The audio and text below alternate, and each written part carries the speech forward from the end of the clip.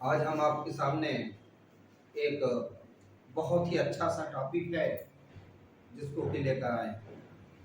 Topic का नाम है खुसरो खां। ये इम्पोर्टेंट है।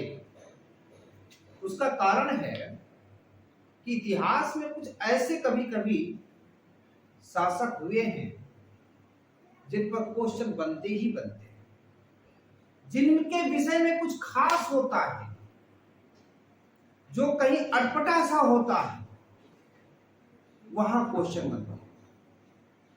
अब कहेंगे कि अटपटा क्यों?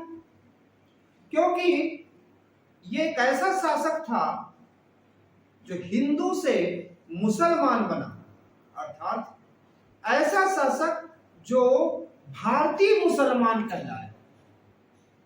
वास्तव में देखा जाए तो ये बड़ा चर्चा का विषय रहता है कि भारतीय मुसलमान, यह है पहला भारतीय मुसलमान जो शासक बना। इसके पहले भारतीय मुसलमान और हुए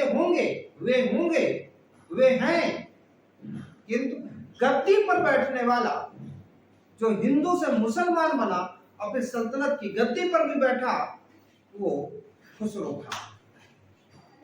इसका पहले नाम जब इसने इस्लाम कबूल किया तो हसन खां रखा गया, और हसन खां को कुतुबुद्दीन मुबारक खिलजी, जो कि खिलजी वंश का अंतिम शासक था, तो हम क्या कहेंगे, खिलजी वंश का अंतिम शासक कौन था?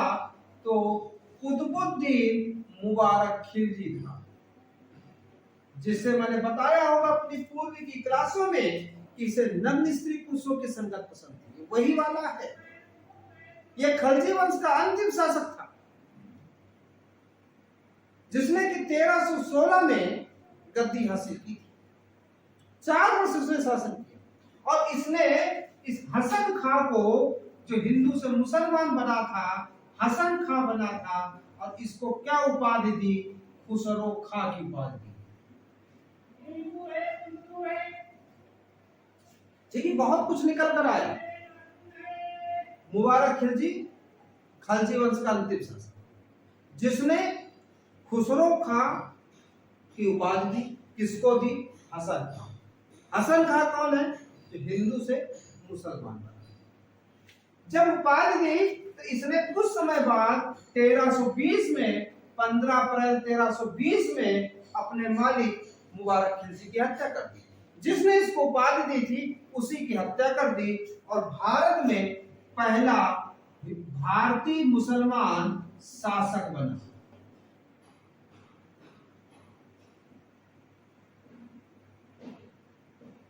अर्थात हम कह सकते हैं कि यह खिलजी वंश का नहीं था, अलग से आया, भारतीय मुसलमान के रूप में आया, और इसने मुबारक खिलजी की हत्या की और दिल्ली सल्तनत का स्थापना, दिल्ली सल्तनत में अगला शासक।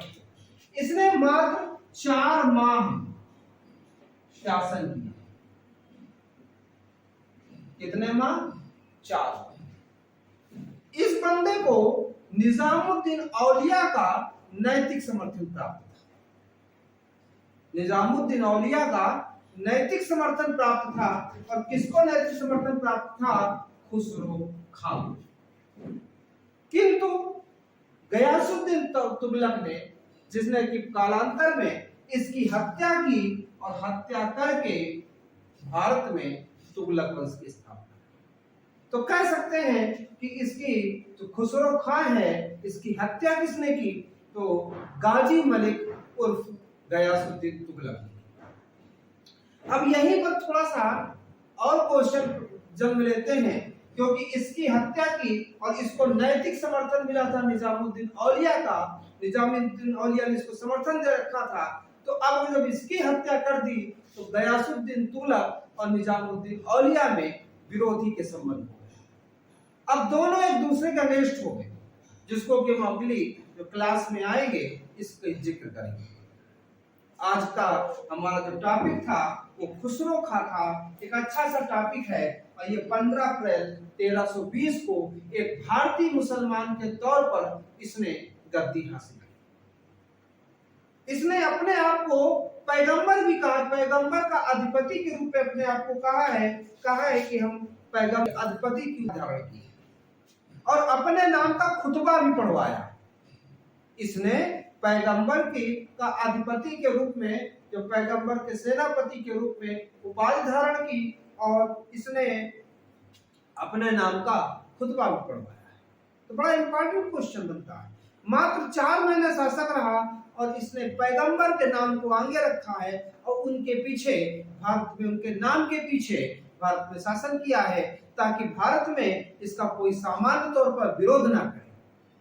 क्योंकि हम धर्म के नाम पर, जब हम किसी को धर्म के नाम को आगे रख लेते हैं तो विरोध करने वालों की संख्या अपने आप कम हो जाती है, क्योंकि लोग भी धार्मिक शासक के तौर पर हमको देखते हैं। और ऐसा इसने क्यों किया? क्योंकि ये भारतीय मुसलमान था, इसको जनमानस का समर्थन की आवश्यकता है। किंतु गयासुद्दीन तुगलक ने इसकी हत्या की और भारत में तुगलक वंश की स्थापना की। धन्यवाद।